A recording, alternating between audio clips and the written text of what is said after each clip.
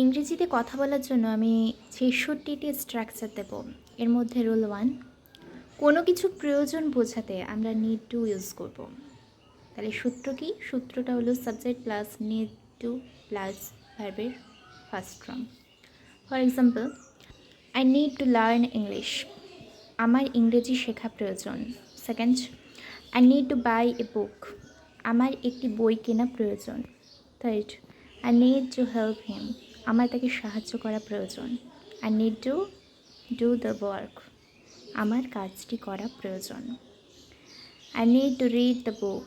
আমার বইটি পড়া প্রয়োজন।